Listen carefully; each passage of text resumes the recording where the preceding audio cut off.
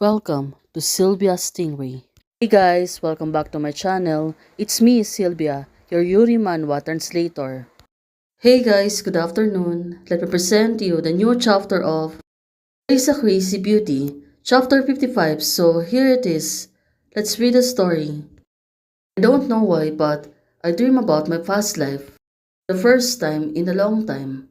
Everyone seems to be thinking, well, look at her. Like she's been transmigrated on the past life that she's been right now. How wrong. They were all eliminated by you. Someone was speaking to her. Well, this is not good. In her dreams, in her past life, it seems that she's the one who caused a lot of trouble. She's the most powerful on that time. But she's been eliminated all the person on that hall. Well, definitely, she was really terrified by this.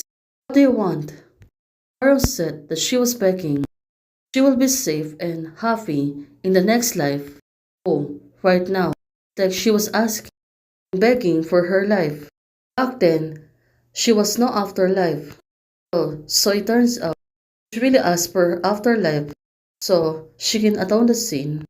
Well, it seems that it was like that. She was destined to die.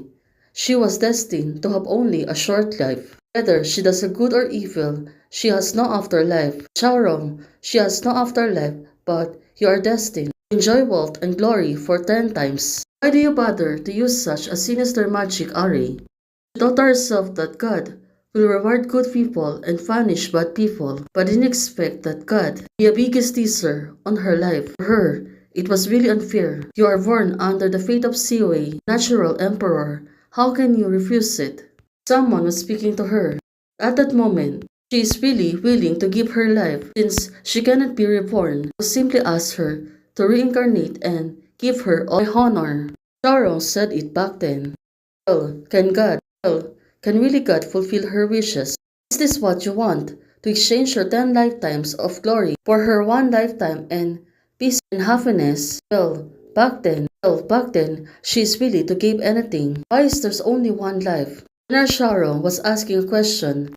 She answered and said, because she bore your sins, so she will only get one life instead of 10 times life. But right now, General Sharon, it seems that she already awakened. She's been sleeping for too long, and Princess Baiman was holding hers. Princess Baiman suddenly surprised. You wake up now. It seems that General Sharon, she doesn't know what happened to her. And also Princess Baiman. She's the one who took care of her. Now, it really makes sense. Where is this place?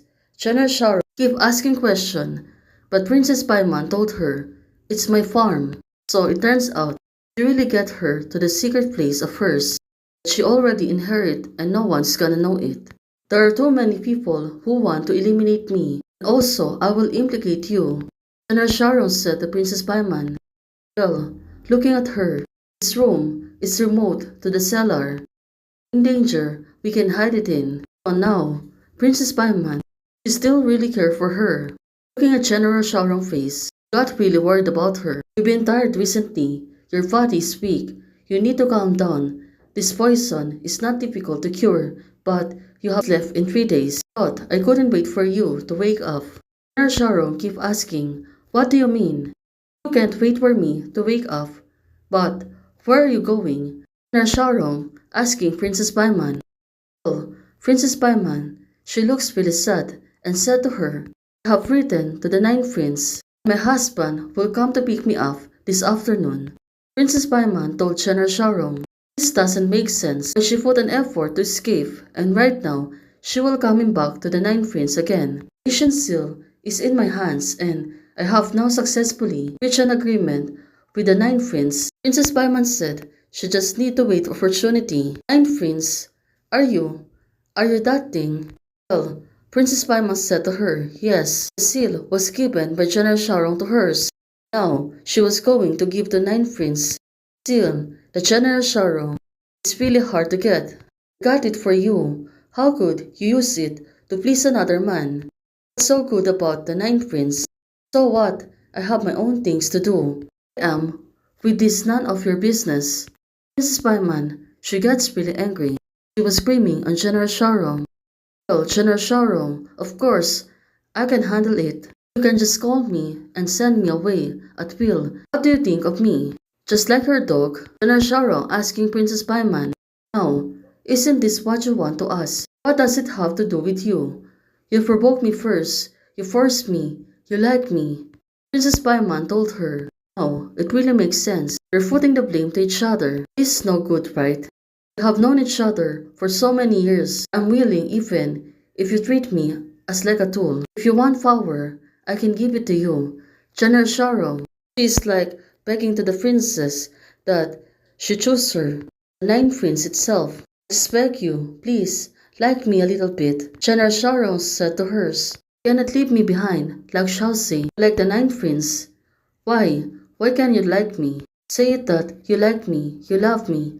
Otherwise, I would rather eliminate you and die with you. General Sharon said to Princess Paimon. Now, she really grabbed her closer. This is not good. General Sharon, she is really getting impatient. She thought that Princess Paimon, right now, she won't really understand. I owe you, so let me go. Atone for my sin. You can hate me with this, but just let me go. Princess Paimon said to General Sharon. It seems that she was really convinced on herself. Right now, Princess Paimon tears. It was really dripping down. Well, General Sharon finally released her and don't restrain her anymore. Also, she was staring at her. She really doesn't mean that. She can do that to Paimon, but of course, in her anger, she really did that to Princess Paimon. Now, it really makes sense. She need to apologize to her. Why? Because I don't have that overwhelming power. Well, Princess Paimon told her to let me go. Well, finally, General Sharon, she really let it go. But, looking at her, I will be also powerful as long as you wait for me and give me some more time. You can ask for anything, you can even dislike me. I don't want you to like me. Oh, there's a lot of things. Of course, Princess Paimon stood up and she go outside.